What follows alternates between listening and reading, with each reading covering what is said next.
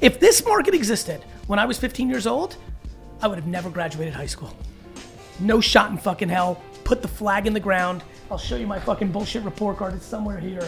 Zero chance. So to your point, I can't even imagine what you and others are going to be doing over the next couple of years to make it even less friction. Vayner Nation, very exciting for me to be putting out this podcast because there's like 100 things that are going to bring value to everybody in this podcast. First, even how it happened. We got an incredible company to talk to you about. The Sports Card National is coming up. Go Google the National Sports Card Convention. Go get a ticket. Come by. VeeFriends has a big activation. I'll be there all week. I'm impossible to find because I'm usually in my office and traveling, and this is always one of the ways to get a quick selfie or a quick conversation, so I'll be there. We're going to talk about Mascot. We'll get into that in a minute. We're going to talk about the overall card market, which I haven't done in a while, which is really fun for me because I've been quietly buying. As Rips knows, I bought 2 very significant Aaron Rodgers rookie cards, which is also exciting because Jets training camp has started, and boy, am I more excited than I realized. I've got a lot going on in my life these days, so I've been a little more distracted than my normal insanity, but like the Jets reported to camp and I'm all fired up. So this should be a super fun episode, especially for a lot of you who are starting to actually collect VeeFriends collectible cards, which is like a whole to do, which we'll probably touch on for a few minutes since we got Rips. But more importantly, why I'm excited to have Mascot here, and I'll let Ezra really explain it, we'll go deep into it up front, is in 2018, when I started first making sports card content, it was not only did I say, I think this could be like sneakers, and I think that ended up being very real. I really nailed that. I think I get a lot of credit for that. But it was also like, man, there's a lot of opportunity for like innovation. Like the tech in this industry fucking sucks. And wait till like tech comes to this. And over the last 4 or 5 years, I've seen a lot of good, there's a lot more tech, thank God. But there's still a long way to go. And I think you and your company represent some of that stuff. So I'm excited about that. So we'll talk about that, and we'll talk about innovating in industries that have opportunities, how you guys and gals think about that. I'll let you introduce yourself, tell your story a little bit, and talk about Mascot. So we'll talk about innovating the market, but then just in general, the card market's fun. Like it's in a fun spot. It's kind of like where I see the NFT market being in another year, kind of starting to hit now, which is like normalcy comes in. You kind of have like that high tide of excitement, and the normalcy comes in. And the normalcy of day-to-day card life today is dramatically better than it was in 2017 and 18. Of course, it's not on the COVID highs, but it's that. And similar to NFTs, like I'm watching a lot of people do open mints at 0.09, Andy, like you showed me an epic one today from our guy. And like people are still collecting digital collectibles. It's just now people realizing NFT collectibles are like trading cards. 1% of trading cards are meant to be insane. Jordan rookie, Charizard, like real stuff. Not everyone, and that's what we're starting to see in NFT land. There's still a lot of collectors. Right now, you got to get over the decline, and I still think we're 6 months to a year of like fully being over that, out of the masses cultural mind and people starting to come back in and getting serious. So like fun stuff and alternative collecting. We're at the forefront of it with VeeFriends trading cards and VeeFriends NFTs. Like, so I'm enjoying this. And so it's one big conversation of innovation in the collectability world, which is obviously super fun for me because that has been my life. Besides that little thing I did in the middle with wine, I was in collectibles, and then I've been in innovation. So Ezra, that was a big frame up to the episode. Why don't you tell everybody in the Vayner Nation who you are, what you do, and what the company's about, and then we can talk about it. Rips maybe can jump in and da-da-da-da-da. Awesome. My name is Ezra Levine. I'm the CEO of a new company called Mascot. And I want to give Dr. James Beckett a little credit here. Obviously, Dr. James Beckett is a big innovator in the space. And so when I told him the name Mascot, we happen to like the name Mascot. We were not thinking of it necessarily as an acronym. But when I spoke to Dr. James Beckett, he said, oh, Mascot, brilliant. I said, why? He goes, because that stands for multi-sales channel technology. And I said, you know what? I'm going to steal that. I love it. So Mascot stands for? It didn't originally, but we're going to go with it. I love it. I love it. Shit, so Mascot now, we've amended it a little bit. Mascot is multi-asset sales channel optimization technology, which of course rolls off the tongue beautifully. But essentially what we did is we created an awesome product. And I think to your point, innovation in this collectibles industry has come a long way, but there's so much more to go. So much more to go. So Mascot essentially is the easiest and fastest way to manage your collection, and by far the easiest and fastest way to sell items within your collection. I know you don't do a lot of selling, but I think this will be very relevant for your audience who does. We've integrated Rips is trying to get me to sell more shit, but I'm like, I don't want to sell. I like that narrative and I like that truth, but I should probably. All right, so on part one, right, so how to manage your collection. So we've integrated with all the major grading companies, so PSA, Beckett, SGC, CGC, and TAG, where we essentially have API feeds and partnerships directly with them. When you put in one detail of your items, all the data around it populates. You can put in a serial number, all the data populates, all the high-res images populate. So, on your collection, Gary, we were testing with Adam. We did 250 items just about in about 30 seconds. It's wild. It's really fast, so really crazy. Does Adam have to put in the serial number of my thing and then boom? So three different ways to do it. One is you can drag and drop images. So if you have high-res scans, you can just put in the image and it'll read all the data. You can also put in the serial number, or if you have a spreadsheet that you're working off of, you can just drag. Which a lot of people have. Exactly. So you can upload the spreadsheet directly. What about when I have it in my PWCC vault? Like, is that going to be easy? Yeah. So Adam tried it. Essentially, he took a spreadsheet from PWCC. Adam, what happened? Good? Great. I've managed your collection for a long time. I'm aware. This is the smoothest interface. This doesn't even happen, Adam, if you weren't like, no, I really think this might be crazy good. So kudos to you guys. Well, thank you. And so part two of what we do, so we created, again, a multi-sales channel platform.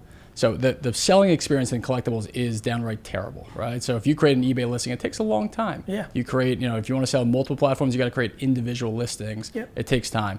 What Mascot has done is you can integrate all of your secondary market platforms right now: eBay, MySlabs, Amazon, Shopify, so you Instagram. Created a middleware. Talking to the nerds in there, you got a middleware, right? CRM, content management system, where you've sat in the middle of the two most important things, right? What is your inventory and how do you sell it? And by creating really strong tech that really works well on both sides, you have a value prop to a lot of us. Yeah, it is that do I have it? Spot on. Okay. It connects your collection to all the marketplaces in which you want to sell. So you can create essentially one listing on Mascot, and it creates multiple listings all across the marketplace. Our vision and our thought is that you want to maximize eyeballs as a seller, right? As a seller, you want really three things. You want to maximize eyeballs so it can sell the fastest, right? You want to sell it, as quickly as you possibly can for the highest price, and essentially on your own timeline. To get maximum eyeballs, that makes it a lot easier. The technology, what also it does, a lot of people who sell on multiple platforms, they have a really big issue, which is if it sells on one, holy crap, you got to figure out where else it's listed. Then you got to go back and go into those accounts and remove it before double sale, which could knock down your so reviews. That used to happen to you a lot, because I know when you were a kid, a lot of like Facebook Marketplace, but then also on eBay, like that must have been your day to day. Did you ever have a double sale by accident because like the unlucky timing, or did you suck at selling so much that it never really happened? You got on those new platforms and someone has a big game, and now you're like, shoot, it's sold everywhere. And you're kind of stuck. Yeah, so especially in the height of that whole COVID. Like I remember, like Terrence Davis would have like a good game for the Raptors. I'd buy like every rookie card on earth. Yeah, so Devontae Graham. So our technology will essentially automatically remove all of the other listings. So if it sells on eBay, automatically takes Would you down all say listings. this is for like the top 10, 20% elite? It's like a super tool, and then for the masses, it's just like a stronger piece of technology as a tool? I think anyone who has inventory that they want to manage or sell, it's a great product. We have people who are massive dealers, thousands and thousands of cards, huge value. We have people who have 5 cards up there, or 5 items, 5 comics, whatever it is. Zero. Free. Absolutely free to use. You're taking it from the partners? So we're building a premium model too. So you can have the basic skills and the basic tools completely free. We want to get as many users as possible, freemium. Smart. And then we're building advanced features. So you want to you want to set algorithmic pricing. You want to do all of that great stuff, which really saves people a lot of time. That maximizes money. And maximizes money. That will be premium model, and all these other commercial arrangements with vendors, which allow us to really build a great business. And AI, like it's gonna get really wild. It's gonna be fun. Okay, makes sense. How long have you guys been at it? So we took over a company called Slabfolio. Slabfolio has been around for about a year and a half. Got it. We came in, I saw this technology, actually at last year's National. I saw this and said, here's a product that makes the industry so much more efficient. Got it. Here's a product If I clean this up, here's a product that has applications for anyone in this market, whether you're a dealer, whether you're a marketplace, whether you're a grading company, whether you're just an industry participant, whether you're just a collector. This has so many applications for you, and that is what really got me excited. So I left Collectible, came here. We spent the last 3 or 4 months really doing 3 things. One is cleaning up the UI UX, making it a lot easier to use, doing all the partnerships. We've made the platform so much faster by doing these deals. We now have direct API feeds. The platform's 100 to 200 times faster. And really expanding. When have you been in this new form? I joined about 4 months ago. Meaning, I'm sorry, the product, like for the people that are listening, because we have a lot of card people. Some of them might have looked at it. Like, I don't know, when did it come out as this? Mascot was rolled out about, I don't know when this is going to air, but probably about a week or 2 weeks ago. So recent. But it's a huge improvement. So this now is going also to be first taste for everybody that goes on. First taste. And what's it's the fresh. .com, just to make sure we get it? Withmascot.com. Withmascot.com. And socials at withmascot. With. Yep. W-I-T-H. Got it. Okay. Now let's veer off back, and we'll come back to this in a minute. What about your trading card journey? Yeah, I started. Where'd you grow up? Here, New York. New York City? New York City You're proper. A city boy. City boy proper. City boy nice. proper. So I was a big, as you are, Knicks fan. Yep. I'm a Giants fan. Sorry. Rangers. Good. Yankees. Good. So good. Yeah, So my collecting journey, I'm sure started as pretty much everyone How listening to old this are pod. I'm 35. Okay. 35. Yes. So I collected a lot as a kid. And were you a Pokemon? Because my brother AJ's 30. What am I? 40. 36, and Pokemon he did predominantly cards, but there was a big when Pokemon hit. You guys were in a great age. I was all sports. Yeah. I wish I were Pokemon because it was, it has exploded. Better, yep. But I was all sports. Got And it. I was a product of the junk wax era. But I remember, I'm sure you and Agent did this too. I used to set up card shops with my brother in our rooms. We used to go to all the shows. I used to be at summer camp. My parents would send boxes of cards. I was the coolest kid at summer camp just because of that, for no other reason. And it was awesome. It was a great time. And then, in my career, I got out of it. I went to Michigan for college and came back to New York, worked in finance. But, my dad's been a big collector. Big shout out to Aiden Hutchinson, VaynerSports. Go Blue. Go Blue. And, I was in finance. And then I actually started a minor league football league. And it's now the USFL. So we merged into Fox Sports and became the USFL. That's how I met AJ actually for the first time, was through VaynerSports. And then, my dad's been a collector. He kept me in the loop on it. And then you, like most of us, when that next wave hit in 18, 19, 20. I was following it probably in 17, 18. Yeah. Just really through my dad. So I'll give him some credit for that. Yeah. And his passion for it became my passion for it. Yeah. I saw a lot of his closest relationships came from the hobby and from collecting. And, he would always say to me, look, there's so much opportunity here. It's such a legacy model. The business models, the technology, it felt very archaic.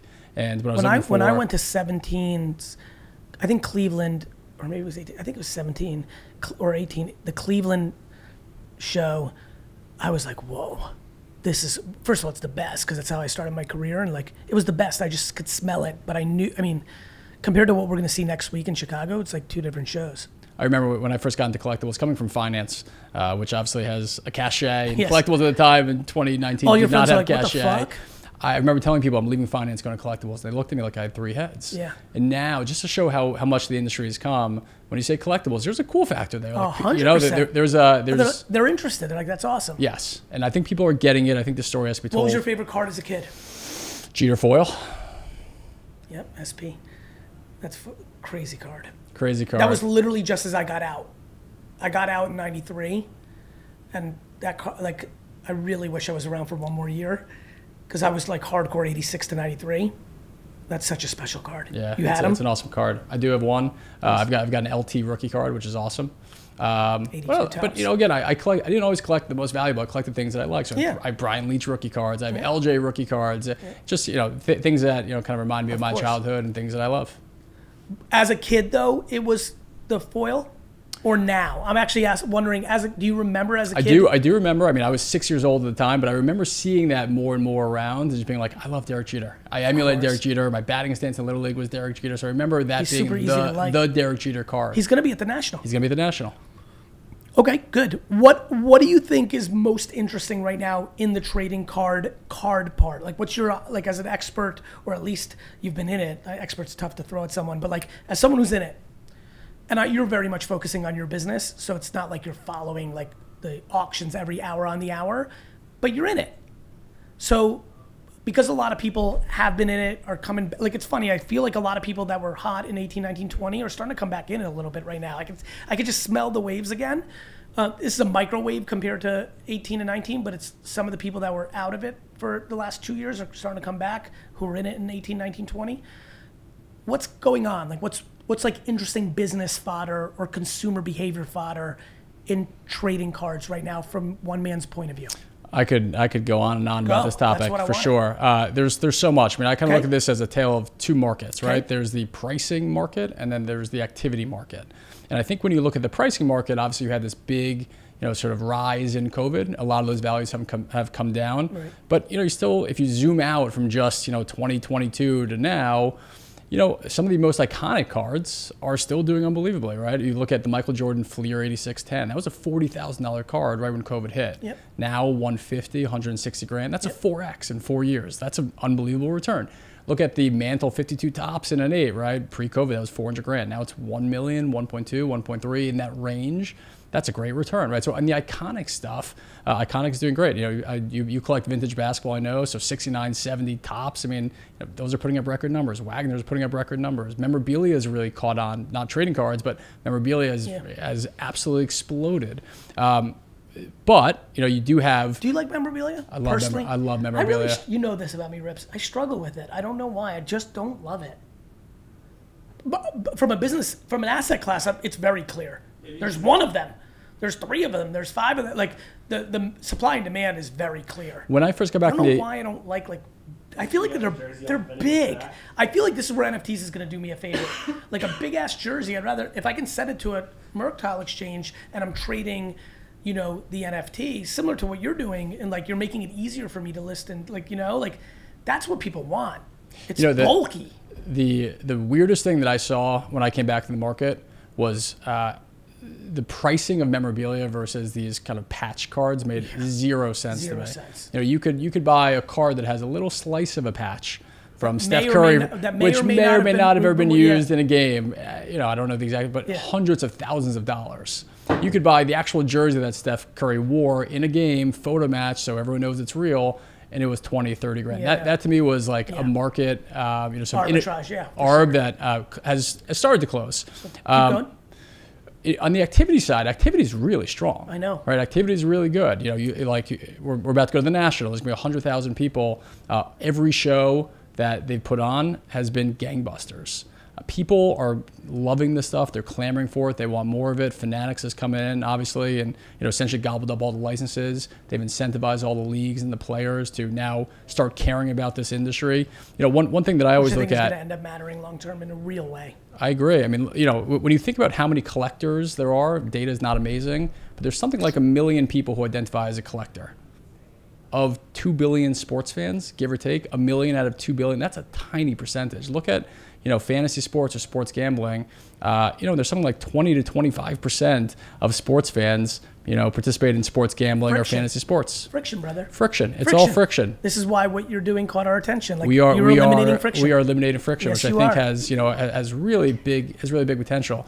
And so, I see, when you hear big numbers starting out, 10x, 100x the hobby, when you put those numbers in context versus other ways to sort of participate in sports, it feels very achievable to me. So I'm incredibly bullish on this industry. I think it has a big runway, and I'm very encouraged by the fact that even though prices have come down, activity has stayed really strong. And by the way, I laughed at my dad the other day. He was complaining that winetext.com, please sign up, winetext.com, that winetext is not doing the numbers it did during COVID. And I'm like, Dad, nobody was allowed to go to a bar or a store or every single human was home. And you had a monopoly as a category, internet people that could sell wine and send it to your house. Do you know how much wine is going to be drank today in America at bars and restaurants? Outrageous amounts. That was all at home. And so look, the entertainment value of what was going on with trading cards during that time was it was fun. I was on eBay every minute on the minute. There's other things. I'm at the airport today. I'm doing this with you in my office today. It's just different. But to your point, if you take that blip out of the equation, the data is very clear of what's happening here. And I think your 1 million, 2 billion thing is uncomfortably real. And I'll add another variable. You have an entire generation of 12, 13, 14-year-olds that think of themselves as entrepreneurs in a way that even you at such a young age, it wasn't as common at 12 and 13 to think that way. You might have thought you wanted to be in business, but you take on entrepreneurship ambition at youth, along with how many collectors have, how many sports fans haven't converted because fantasy and betting has no friction. What am I gonna buy a box, open it, slab it, grade it, go to a show? I'm not doing that shit. This is where what is starting to happen of the stack of the elimination of friction, both through the technology, through the players. Fanatics bought PWCC. Yep. Like, you know, like these things are going to start colliding into each other and make it very easy for someone like me who also, one of the reasons I don't want to sell, even though I have rips and like I can, like, is because just a lot of fucking friction. And I'm excited about what you guys and other people in the space are doing. Yeah, one thing too, just, you know, I think one of the byproducts of COVID, even though prices have come down from it, a lot of big companies have come into this market now. I keep hearing new companies that are massive Fortune 500 companies that are getting, you know, into this hobby. Blackstone, Amazon, DraftKings, TikTok, the list could go on and on and on. Fanatics, obviously, you know, even hedge funders, Stevie Cohen, Dan Sunheim, big names are getting big into this market. One of the stat that I want to point out too, just in terms of kind of the selling inefficiency and selling friction in this market, there are 10 times more buyers than sellers of collectibles, 10 times. And there's probably a lot of good reasons for that, but one that I think strongly is that it is so frictionful. There's so much friction. You mean going to Chicago and shipping all your stuff and setting up easy, right? Like, easy, yeah, it's easy. I couldn't agree with you more. And as great as eBay is, like because by the way, that created an incredible thing because I was selling cards if eBay was around, if this market existed when I was 15 years old, I would have never graduated high school. No shot in fucking hell. Put the flag in the ground. I'll show you my fucking bullshit report card. It's somewhere here. 0 chance. So to your point, like I can't even imagine what you and others are going to be doing over the next couple of years to make it even less friction. Yeah. Just to give everybody context what we're really going, I think at least where I'm going, do you know how hard it was to buy a piece of a company in 1875? I know that may seem like a long time ago. It's really not. There used to not be stocks to come. Like I can literally hit a button in 2 seconds right now and own 0.0003% of a company. Like that didn't exist. And I think just the friction, well, we've said it 10 times, but I think it really sums up why Adam and I are excited about the company, what you're doing and what other people are doing. This move to the elimination of friction, including Web3. You know, I did think the NFT stuff is going to be a factor. Like, it's going to be fucking rad. All right, we got a couple more minutes here. I want to make sure that, was there anything we didn't touch on, anything you wanted to touch on in our time here? No, look, I mean, I think, you know, when people see the product and they see how easy it is to get items in, to manage your whole collection, you could do thousands of items. It takes a minute to get your entire collection beautifully displayed, categorized, all that stuff. When you link your accounts and you click one button and now you see the items are blasted out on 10 different marketplaces, there actually is real magic to that. And it's unbelievable what, you know, our team's been able to create. I think it's going to make, you know, the entire selling journey and just the managing journey so much easier. And so we're incredibly excited. Well, listen, we're excited to see you at the National. Maybe we'll film some interactions, unless Dustin dies from this cough. You know, he'll be there. We'll film it. Yes, thank you. Go ahead, Rips. Let's do that. This is a good way to close. I love you. Good job, Rips. I've got 2 quick things. Okay, go ahead. Show me. So I'm with the product right now. You're with the product. So look, I think right off the top, like the interface, like for everyone who's listening now who's like accustomed to like Web 2 interface and like modern stuff, like this is kind of what we sniffed out. Like, look, Google Docs is great and all, but like fuck, like managing this in a much easier way. It's very clear to me like how this is structured. This is a blank slate. Yep. It says, let's get started, add on into your collection. We just sent a bunch of cards to grading for CGC for the National. Yep. Big shout out CGC. Nice. I like your new slabs, by the way. I like the black. So do I. This is a cold. You agree? I agree. CGC is a fucking interesting thing. They are very technologically savvy. They're incredibly responsive from our dealings with them, and they have an unbelievable slab. Yeah, and they have completely dominated non-sports. I obviously got very, very serious because even before VeeFriends, as Rips knows, I like to buy a lot of weird shit non-sports because I love nostalgia. He-Man and Spider-Man and 1960 whatever Donruss, like Marvel 60. What is it? 67? I'm already getting rusty. 61 is Flirt basketball. 67 Donruss. 66 Donruss. I think it's 66 Donruss. I literally just made something that Marvel. Okay. Anyway, but like CGC is like a little bit of a sleeper play. Like now they're getting serious about sports. That's one of the weird, like, look, PSA is a beast. I'm a big fan of SGC. Yep. You know, I think Beckett is back to Mr. Beckett. Like Beckett has so much heritage. Yep. And I have a lot of empathy for them because they're great guys and gals too. Absolutely. Like I feel like they've got to like tighten, like they got a lot going on with their grading system and they've got to figure that out a little bit. But like, I think it's such a healthy market with like Nat is like a fucking beast. So like I sleep at night knowing PSA is always going to do the right things. The CGC stuff has really got my attention of how much, especially because with VeeFriends, I feel like I want to go more Magic the Gathering, more Pokemon. So I actually want it to be a predominant CGC winner. Then me and Rips looked at the data. They're like very conservative on their grading, which I think long term always plays out that people like that value. So it's interesting to see you have from your perspective, a good look on them as well. I agree. Go ahead. This is literally a download of your grading order. Okay. Of the grading order from the submission. 300 cards from CGC. Which everyone gets when they do all this stuff. So for all the graders, that makes sense. So you can literally just drag this. I'll do it. You can do it. But if you so this was a monster. This was a monster. That was very smart of you guys. So you're saying this literally the fucking slab submission, drag and drop, like drag and drop. Who the fuck wouldn't? You can do it all in one. If you want to do serial numbers and drag and drop and files, you can do it all in one screen. Yeah, this is gonna, once people understand this, they're gonna shit. So map field. It's all good. I just press save. Now sync. So it's 300 cards we're doing? 279 cards. 279 I just hit cards. enter. 1% is done, 3%, 4%'s done, 5%'s done. This must be very compelling podcast. 9% is done, 13% is done. But no, I mean, this is bananas. So, right. So for everyone who's like a little more sophisticated, I know there's a lot of 101 people. I know there's a lot of people that are like into tech. They'll probably check this out. People just starting, especially because the VeeFriends cards. For the more sophisticated who've submitted for grading and you know you get your report, no bullshit, the downloaded CSV dragged into an interface. I'm now at 72%. We're probably well under a minute at this point. Like the thought that I just am about to have 279 cards in a CRM that looks good, it's done. It's done. All right, click refresh page. Click refresh. I'm just gonna do play-by-play for everybody because I know this is predominantly audio consumption. By the way, we're also on very bad Wi-Fi here at VaynerMedia. We should really address that. So I guess that's my fault, so I'll try. Holy shit, no shit.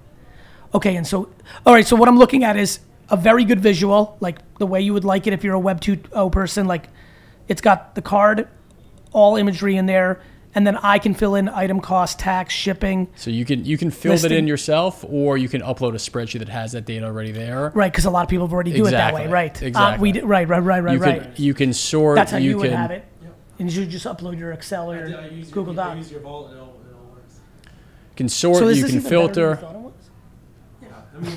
No, really, we were hyped on everything. Stop it, no, but this is fucking really nice. The fact that PwC grading companies, when they use like the vintage stuff, they don't have the images ready. You kind of have to upload them, but like all the modern stuff, this is literally took 2 seconds. And then selfishly, this is fucking rad. Me knowing both of you guys for a while, I did, when you started talking about what years things come from, I pulled up like the top 15 like iconic rookie cards, and I wanted to quiz you guys both and see who. Okay, go ahead. What do you got? All right, try it. Go ahead. I'm into something. I'm rusty though. I forgot 66 Donruss Marvel just now, so I'm not very confident. But this should be compelling. Okay, here we go. So what is the quiz? Literally, I was like, you're talking 93 SP. Okay, go ahead. So what are you gonna do? I pulled like some cards from your collection, and some cards like that. Top 20 most influential rookie cards of all time. Like, who knows? I understand. I don't care about any of that. I just want to beat Ezra. What is the game right now? You name the card, you name the year. Okay, fair enough. Look, I would say it's your collection. All these are your cards. So ready? You've got a little home. Ezra, you're gonna love this. Ready for this? Got some home court advantage here. If you like your job, I refuse for you to mention any card that is in my personal collection. Use ones that are not in my personal collection. That gets a little more oddball because you own so many key cards. I'm gonna roll. Yeah, I don't think, just for the record, for everybody listening, I do not believe I have an advantage of owning something that is an iconic card. Also IPO'd like some of the most iconic cards in the world. Like, let's just play real quick. By the way, on the record, I'm extremely rusty. Like, are we gonna buzz in here? No, or you just yell it. Okay, yell it. Okay. Bowman Chrome Albert Pujols. 2001. Correct. 2001. Notice I wasn't even in that. That was my dark era. I was building. I want to give a shout out to my dad, Sasha, who completely fucked me in this moment because he made me work tirelessly from 1998. I thought we were gonna start off with like a vintage, like 61 Fleer. I was literally 61 Fleer. I was thrown off by the 2000. No, keep doing what you're doing. I love that. I didn't even have a guess. That's how much I don't give a fuck about Albert Pujols or that card. Score Barry Sanders. Oh, 90. 90. 89-90. Yep. Don Mattingly. 87. Nope. No, 84. 84. I still think if you go to the film, I said 84 a hundredth of a second earlier. By the way, than his I'm- second wrong guess. By the way, Go back. I'm optimizing for time, not Go ahead, accuracy fair here. enough. So. I'm just trying to win. Tops Johnny Unitas. Oh, 55. No. Fuck. I have the card too. Unitas is 54. He's 57. 57. Oh, we were close. Should have cut this By the segment way, out, right? 2 years ago, I would have gotten all these in 1 second besides Pujols. Me too. So rusty. Shadowless first edition Charizard. I'm not a Charizard guy. What year This is is that? all you. Yeah, I got it. Is that 96? I'm gonna say it's in the 90s. 99. 99, yeah. Tops Pete Maravich. Pistol Oh, Pete? 69. Nope. No. Keep this segment. Pistol Pete is not that. It's later than 69, 70 is that. Gotta cut set. this It's segment different. here. Pistol Pete is what? 71 looks like that. 72? Pistol Pete is 1970. Got 70. OPG Wayne Gretzky. Oh, 79. 79. That's right. Good. Tops Jonah Ingram. 69. 65. Oh, you're right. Jesus Christ, I thought Super Bowl. Good job. Tops Hank Aaron. 54. I know vintage. Bird Magic Irving tops. 80. 80. You got 79, that. 80. Yeah, you got We that. have 3 more. Tops Chrome Tim Duncan. 97. That's right. Very good. National Treasures Steph Curry. No idea. 2009. Yep. Last one.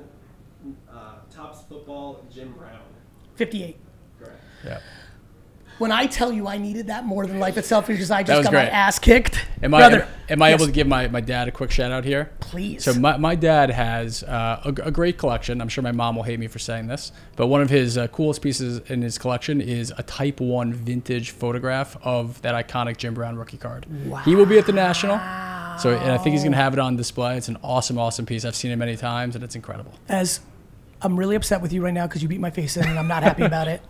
I didn't realize how rusty I was. I'm excited to get, I wish we really did this after the National. I feel like I would have had a better chance, but congrats, excited. Thank you Looking very forward much. to seeing you there. Thank you. Continued success. I appreciate Let's talk more. I really like what you guys are up Awesome. to. Thank For you. everybody listening, you should definitely give it a roll. I think a lot of you are going to be impressed because I do think the industry has got, big shout out to the industry. Tons of great shit. Lots of stuff, whatnot. There's just so many things I'm proud of that so many people have done, but a long way to go of opportunity. Not mad at anybody. We've made a lot of strides in the last 4 or 5 years. This is a good move in the right direction, so keep up the good work. Awesome, buddy. Thanks so much. Appreciate it.